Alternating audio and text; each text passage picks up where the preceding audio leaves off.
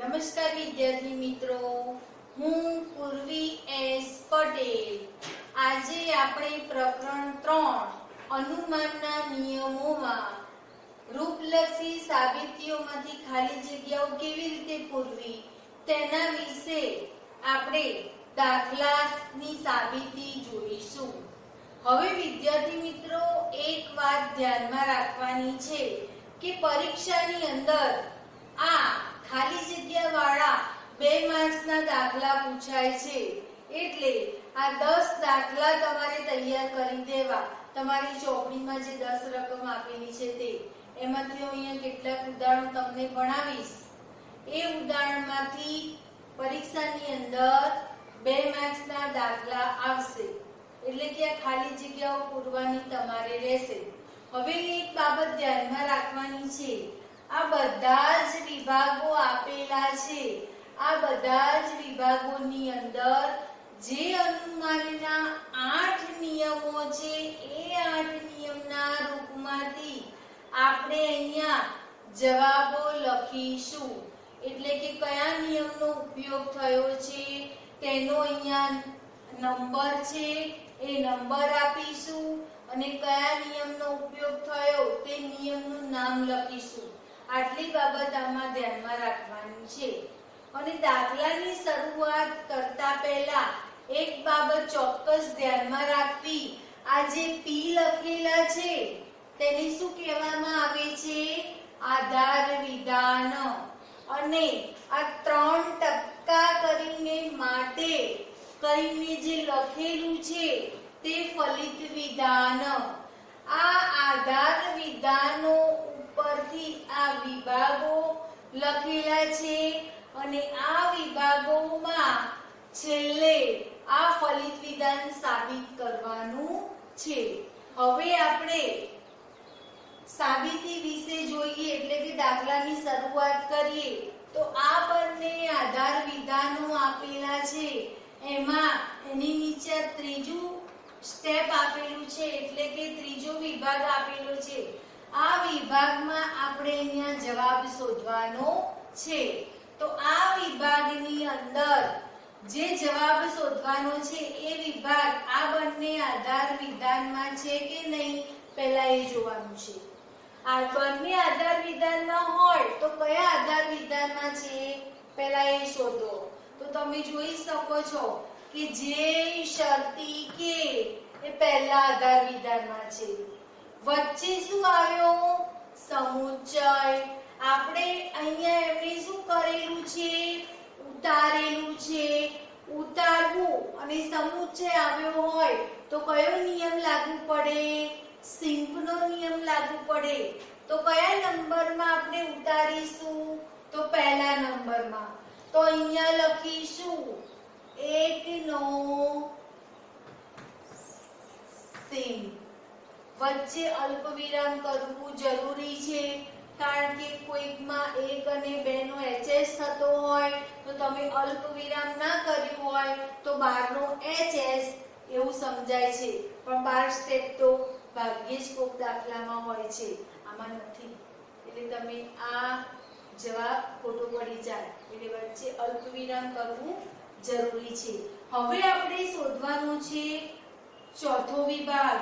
હવે આ ચોથો વિભાગ આમાં છે નથી, આમાં છે તો છે, બરાબર. તો અહીંયા જે આપેલું છે જેને અહીંયા ઉતારેલો છે, વચ્ચે શું આવ્યું? સમુચ્ચય. એક વિભાગને ઉતારો તો કયો નિયમ લાગુ પડે? પાછો નંબર 2 માં હતો ને એટલે હું અહીંયા લખીશ 2 નો સિંક. હવે નંબર 5. નંબર 5 માં શું આપેલું છે? કે. હવે કે શેમાં છે? પહેલામાં છે, ચેક કરો. નથી. બીજામાં નથી. ત્રીજામાં છે. પણ અહીંયા તમે જોઈ શકો છો અહીંયા જે ઉતારેલો છે અને અહીંયા કે ઉતારેલો છે. આને અહીં વચ્ચે શરતી વિધાન છે, આને પૂર્વાંક કહીશું, આને ઉત્તરાંક કહીશું. પૂર્વાંક ઉતારેલું છે, ઉત્તરાંક ઉતારેલો છે તો કયો નિયમ લાગુ પડશે? MP નો પૂર્વાંકના સ્વીકાર પરથી ઉત્તરાંકના સ્વીકાર અનુમાનને લગતો નિયમ. તો કોનું કોનું કર્યું આપણે? નંબર 3 અને નંબર 4 એનું કર્યું છે આપણે એમપી. તમે જોઈ શકો છો આને પી માનવાનું, શરતી આને ક્યુ માનવાનું, આને પી માનવાનું, માટે આને ક્યુ માનવાનું. તો કયો નિયમ લાગુ પડ્યો? 3 અને 4 નો એમપી. હવે આપણે છઠ્ઠા નંબરનું શોધવાનું છે. એલ શરતી એમ. પહેલામાં ચેક કરો. એલ શરતી એમ આપેલો છે તો આપેલો છે, તો અહીંયા આપેલો છે. વચ્ચે કયું કારક આવ્યું? સમુચ્ચય કારક આવ્યું. તો આને શું કરેલો છે? ઉતારેલો છે. તો અહીંયા કયો નંબર આવે? 1. તો અહીંયા લખું છું 1 નો સિંક. હવે 7મા નંબરમાં શોધવાનો છે એલ. હવે તમે જોઈ શકો છો આમાં એલ નથી, આમાં છે પણ આ કારક વાળું જોઈન્ટ કરેલું છે એટલે ના ચાલે, કારણ કે આમાં એકલો એલ છે. આમાં એલ છે ના, આમાં છે હા. તો અહીંયા આપેલો છે. વચ્ચે કયું કારક આવ્યું? સમુચ્ચય કારક આવ્યું. એમાં એલ ને શું કરેલો છે? ઉતારેલો છે. તો કયો નિયમ લાગુ પડે? સિંક. પી સમુચ્ચય ક્યુ માટે ક્યુ. આમાં બે રૂપો હતા. પી સમુચ્ચય ક્યુ માટે પી, પી સમુચ્ચય ક્યુ માટે ક્યુ. એટલે આમાંથી ગમે તે વિભાગ ઉતાર્યો હોય ને તો ઉતારી શકાય. બે રૂપ લાગુ પડે છે. એટલે અહીંયા આ વિભાગને આપણે ઉતાર્યો. કયા નંબરમાંથી ઉતાર્યો? નંબર 2. તો અહીંયા હું લખું છું 2 નો સિંક. હવે આપણે એમ કયા વિભાગમાં છે તે ચેક કરવાનો છે. આમાં નથી, આમાં નથી, આમાં નથી, આમાં નથી, આમાં નથી, આમાં છે. એમ અહીંયા આપેલો છે. હવે વચ્ચે કયું કારક આવ્યું? શરતી કારક આવ્યું. તો બુદ્ધિ વાપરવાની છે. અહીંયા એલ ઉતારેલો છે એટલે પૂર્ણાંકનો અહીંયા શું કરેલો છે? સ્વીકાર કર્યો છે. તો અહીંયા કોનો સ્વીકાર કર્યો છે? ઉતરાંકનો. તો પી શરતી ક્યુ, પી માટે ક્યુ. કયો નિયમ લાગુ પડ્યો? એમપી નો. કોનું કોનું એમપી કર્યું? 6 અને 7 એમપી. હવે આપણે છેલ્લું વિધાન કયું વિધાન કહેવામાં આવે છે?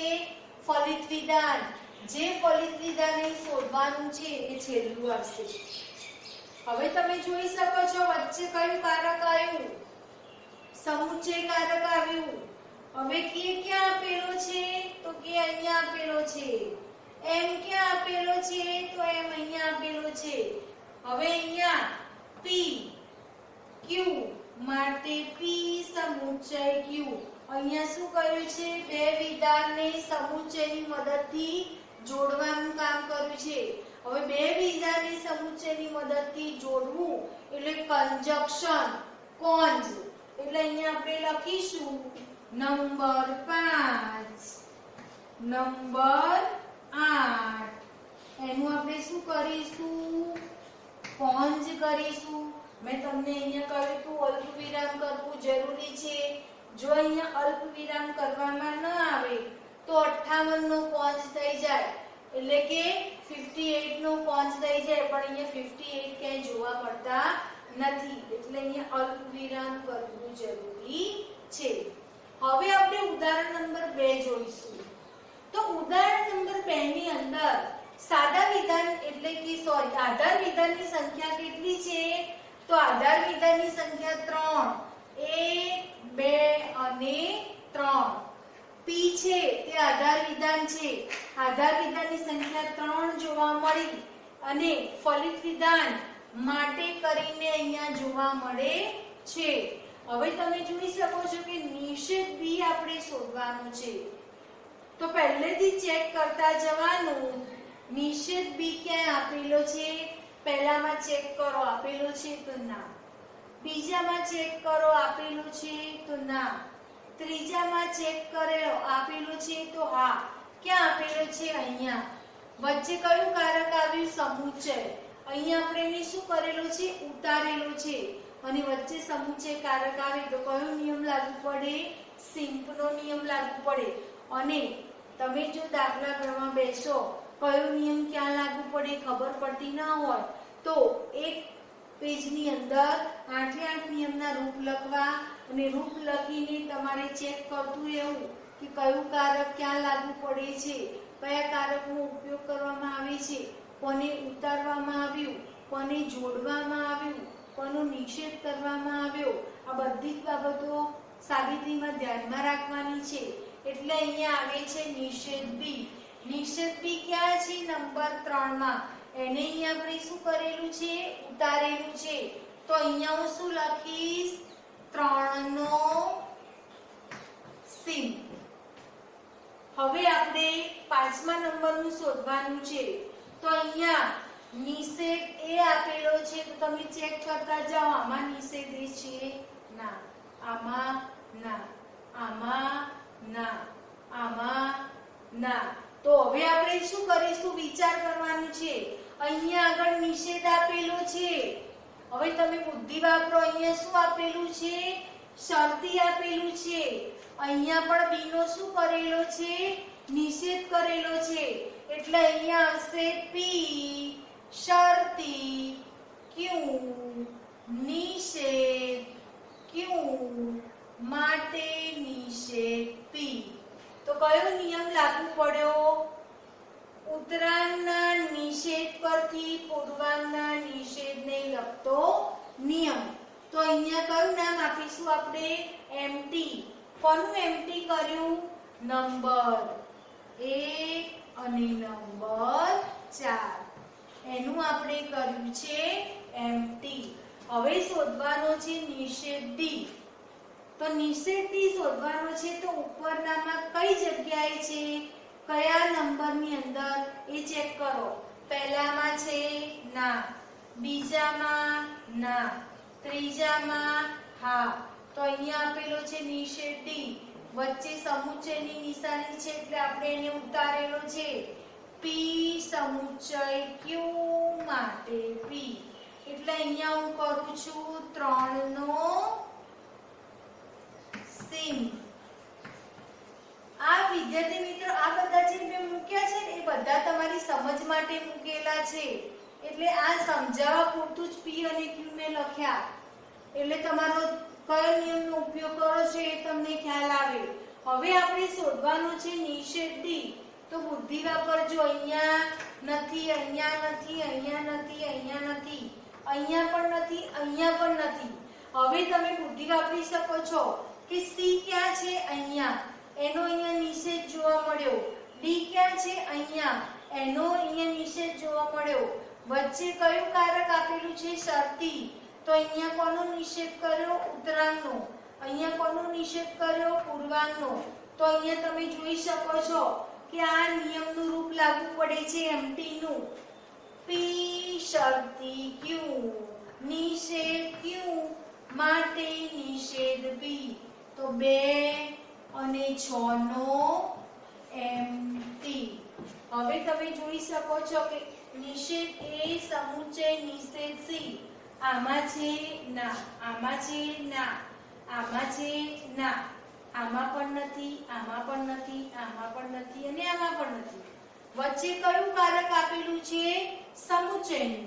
હવે આપણે જોઈશું કે નિષેધ એ કયા વિભાગમાં છે. તો તમે જોઈ શકો છો કે નંબર 5 માં છે. તો અહીંયા હું લખીશ 5. નિષેધ સી કયા વિભાગમાં છે? તો અહીંયા નંબર 7 માં છે એટલે હું અહીં લખીશ 7. સમુચ્ચયની મદદથી આપણે કયું કામ કર્યું? જોડવાનું કામ કર્યું. એટલે કે કંજક્શન. એટલે અહીંયા હું લખું છું 5 અને 7 નો કોંજ.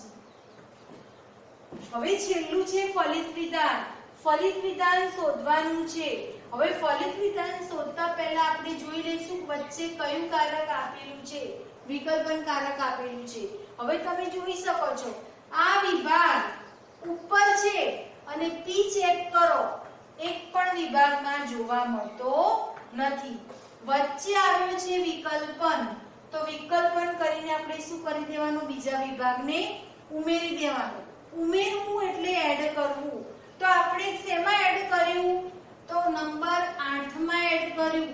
તો અહીંયા હું લખું છું 8 નો એડ. ફલિત વિધાન છેલ્લે શોધાઈ ગયું. હવે ઉદાહરણ નંબર 3 જોઈશું. ઉદાહરણ નંબર 3 ની અંદર આધાર વિધાનની સંખ્યા કેટલી છે, 1 2 3 અને 4. પી હોય તેને આધાર વિધાન કહેવાય અને આ માટે કરીને 3% છે તેને શું કહેવાય, ફલિત વિધાન કહેવાય. તો આમાં આપણે આધાર વિધાનની સંખ્યા 4 આપેલી છે. હવે 5મા નંબરનું સ્ટેપ શોધવાનું છે. તો 5મા નંબરના સ્ટેપમાં તમે જોઈ શકો છો કે આમાંથી એકે ઉતારેલું છે, ના આમાં, ના આમાં, ના આમાં, ના. હવે આ આપણે જોઈએ વચ્ચે શું આપેલું છે, શરતી વિધાન આપેલું છે. અહીંયા પણ તમે જોઈ શકો છો કે શરતી વિધાન આપેલું છે. તો હવે તમે સ્ટેપ શોધવાનો પ્રયત્ન કરશો કે અહીંયા કયો નિયમ લાગુ પડ્યો. તો અહીંયા આપણે જોઈ શકીએ છીએ અહીંયા પણ શરતી છે, અહીંયા પણ શરતી છે, અહીંયા પણ શરતી છે. હવે તમે જોઈ શકો છો કે સરખા એ શરતી બી ત્રીજા સ્ટેપમાં અહીંયા કાઢી નાખવાના. તો કયો નિયમ લાગુ પડ્યો, એચએસ નો નિયમ લાગુ પડ્યો. બે આધાર વિધાનની અંદર બે સરખા છે એ કાઢી નાખવાના. તો તમે જોઈ શકો છો એક આ અને એક આ બે સરખું છે. તો ફલિત વિધાનમાં શું કરીશું, આ બંનેને કાઢી નાખીશું. તો કયો નિયમ લાગુ પડ્યો, 3 શરતી હતા તો એચએસ નો નિયમ લાગુ પડ્યો. તો તમે સમજી શકો છો આને પી કહેવાય, આને ક્યુ કહેવાય, આને ક્યુ કહેવાય, આને આર કહેવાય. સરખા ઉડી ગયા એટલે અહીંયા બાકીનું જે છે એ લખી કાઢીશું. તો અહીંયા કહીશું પી શરતી ક્યુ, ક્યુ શરતી આર માટે પી શરતી આર. તો કયો નિયમ લાગુ પડ્યો, એચએસ નો. કોનો એચએસ કર્યો આપણે, નંબર 1 અને નંબર 2. તો અહીંયા હું લખું છું 1 2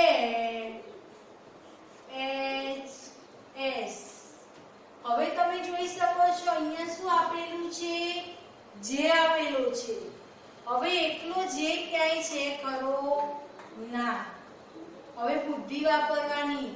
આમાં નથી. તમે જોઈ શકો છો અહીંયા જે આપેલું છે. વચ્ચે કયું વિધાન આવ્યું, શરતી વિધાન.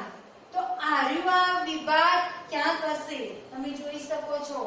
તો અહીંયા જોવા મળ્યું પૂર્વાંગનો અહીંયા શું કર્યો, સ્વીકાર. અહીંયા કોનો સ્વીકાર કરીશું, ઉત્તરાંગનો.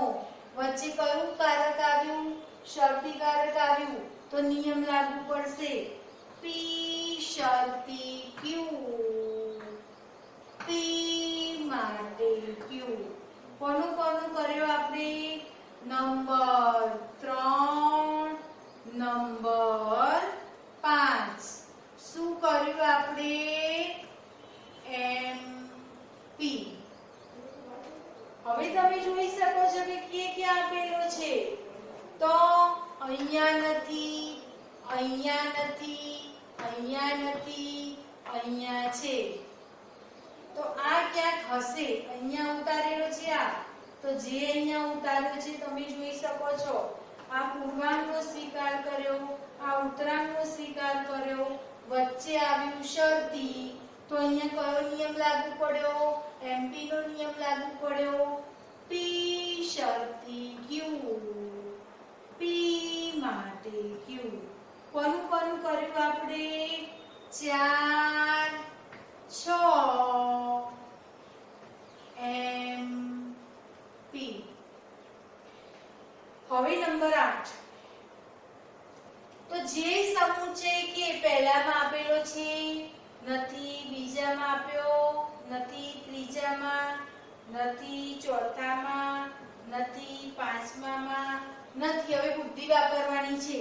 અહીંયા એકલો જે આપેલો છે, અહીંયા એકલો કે આપ્યો છે, વચ્ચે કયું કારક આવ્યું સમુચ્ચયનું, તો આ બંનેને શું કર્યા? જોડ્યા. શેની મદદથી જોડ્યા? સમુચ્ચયની મદદથી જોડ્યા. તો જોડવું એટલે કંજક્શન કરવું, એને ટૂંકમાં કોંજ કહીશું. તો નંબર 6, નંબર 7 શું કરીશું આપણે? કોંજ કરીશું. હવે શોધવાનું છે ફલિત વિધાન. તો ફલિત વિધાન અહીંયા આપેલું છે અને છેલ્લે પણ આપેલું હશે. તો આપણે જોવાનું કે આ બંને વિભાગોનો એક પણ વિભાગ આમાં છે નથી, આમાં પણ નથી, આમાં પણ નથી. હવે બુદ્ધિ વાપરવાનું કે એક વિભાગ અહીંયા આપેલો છે, આમાં નથી, આમાં નથી, આમાં નથી. અહીંયા બીજો વિભાગ શું કરેલો છે? આપેલો છે.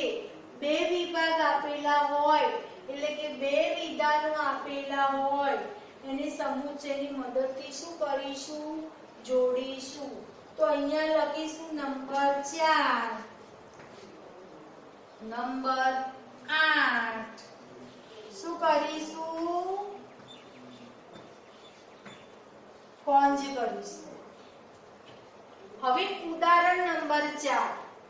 તો ઉદાહરણ નંબર 4 માં આધાર વિધાનની સંખ્યા કેટલી છે? 1, 2, 3 અને 4. જે P છે તેને શું કહેવાય? આધાર વિધાન. માટે કરીને છે તેને ફલિત વિધાન કહેવાય.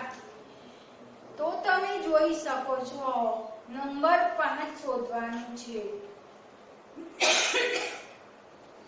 નંબર 5 ની અંદર અહીંયા આપણે જોઈશું કે નંબર 5 આ બંને વિભાગમાં આપેલો છે ખરા? તો અહીંયા સમુચ્ચય આપેલો છે. તો અહીંયા સમુચ્ચય આપેલો હોવાથી આપણે જોઈ શકીએ છીએ કે આ વિભાગને અહીંયા ઉતારેલું છે, વચ્ચે સમુચ્ચય આપેલો છે. તો અહીંયા હું શું કરીશ? 1 નો કરીશ સિંહ. હવે છઠ્ઠા નંબરનો વિભાગ આમાં નથી, આમાં છે. તો અહીંયા આપેલો છે, વચ્ચે કયું કારક આવ્યું? શરતી કારક આવ્યું. તો તમે જોઈ શકો છો નિષેધ પી ક્યાંક આપેલો હશે, તો અહીંયા આપેલો છે અને અહીંયા નિષેધ આપેલો નથી, બરાબર? પણ વચ્ચે અહીંયા શરતી કારક આવ્યું એટલે આ નિયમનો પણ આપણે ઉપયોગ કરી શકીશું નહીં, કારણ કે અહીંયા નિષેધ છે પણ અહીંયા નિષેધ છે નહીં. જો અહીંયા નિષેધ હોત તો આપણે કયો નિયમ અપનાવી શકીએ તમને ખબર છે, પણ આપણે અહીંયા જોવાનું. અહીંયા વિકલ્પન આપેલો છે, અહીંયા એનો નિષેધ કરેલો છે. P વિકલ્પન Q નિષેધ P.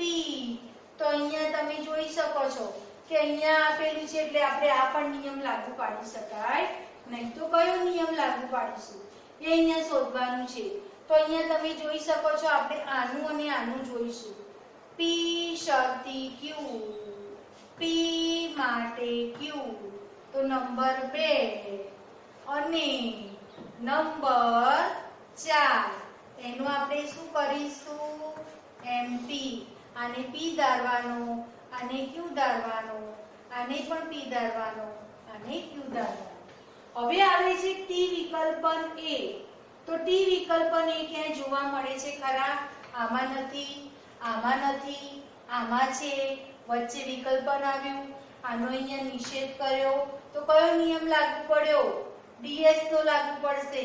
P વિકલ્પન Q નિષેધ P માટે Q. તો નંબર 3, નંબર 4 એનો આપણે કરીશું DS. હવે છેલ્લું શોધવાનું છે ફલિત વિધાન. તો તમે અહીંયા બુદ્ધિ વાપરવાની છે કે કે વિકલ્પન B ક્યાંય જોવા મળતું નથી, પણ અહીંયા શરતી છે, અહીંયા પણ શરતી છે, અહીંયા વિકલ્પન છે, અહીંયા વિકલ્પન છે. અહીંયા તમે જોઈ શકો છો આ બે જોડકા વિકલ્પનની મદદથી બદલી કાઢ્યા, આ બંને જોડકા વિકલ્પનની મદદથી બદલી કાઢ્યા. એટલે બંને શરતી શરતી હોય, બંને વિકલ્પન વિકલ્પન હોય તો કયો નિયમ લાગુ પડે? CD નો. P શરતી Q આર શરતી, એસ આ જોડકા અહીંયા બદલી કાઢવાના, પી વિકલ્પન, આ જોડકા અહીં બદલી કાઢવાના માટે ક્યુ વિકલ્પન, એસ. તો નંબર 5 6 7 એનો થશે સીડી. તો આ રીતે અનુમાનના 8 નિયમોનો ઉપયોગ કરીને આ રૂપલક્ષી સાબિતીની ખાલી જગ્યા પૂરવાની. પરીક્ષામાં આ 2 માર્ક્સની આવે છે સાબિતી.